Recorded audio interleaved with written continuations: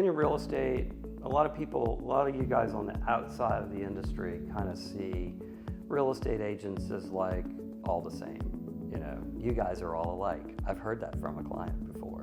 But, you know, I think people do that to a lot of things. They say the same things about lawyers. You know, they equate lawyers, they have an opinion of lawyers, and, you know, they paint everybody with the same brush.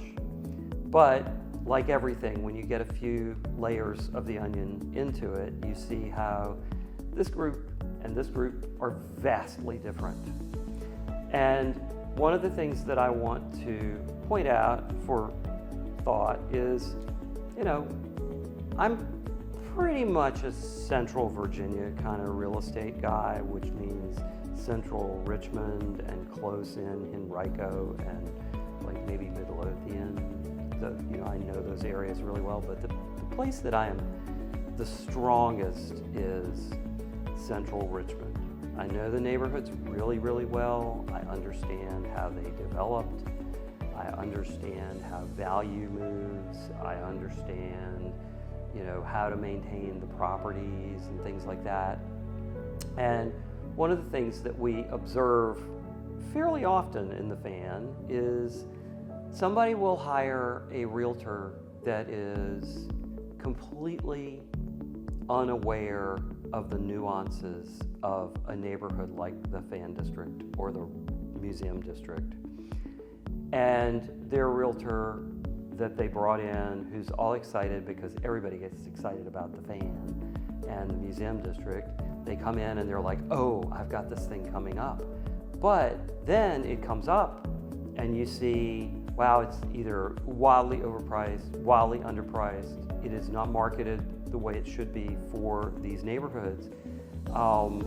You know, it's like hiring a suburban realtor for your Fan property. What could go wrong? Well, you know, there's a lot of stuff that could go wrong. And that's why you need to really consider working with somebody who really understands the neighborhood and the nuances of that market. It's not just any neighborhood. It has many more layers of complications and things to understand and how value behaves. In a subdivision in a county, you know, most of the houses were built within 20 years of each other and are in relatively similar condition. In a neighborhood like the Fan, the Museum District, Monument Avenue, that may be true also. All of those houses were probably built within 25 years of each other. However, over the last 75 to 100 years, there have been massive amounts of changes. And how does that affect the property that you own? How does it affect the block that you are on? How does it affect the area of the neighborhood you are in? Those are all things that you can't just pull up on MLS and push a button and get an average on. You have to understand the nuances, the quality of work, the age of a renovation. You know, in the Fan and the Museum District, we've had, you know, waves of renovations over different periods of time.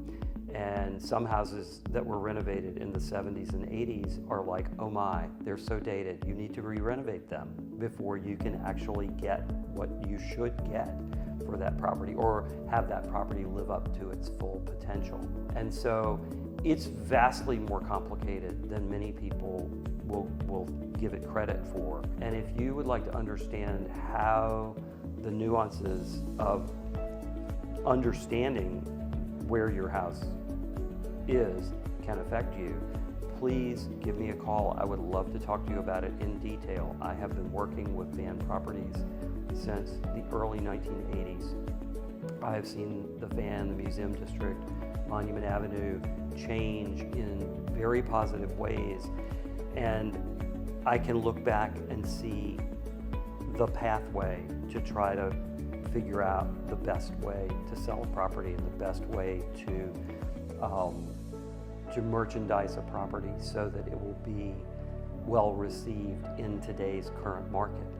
So please reach out. I'd love to talk to you about it. I'm Chris Small. I'm a real estate broker in Richmond, Virginia. Thank you.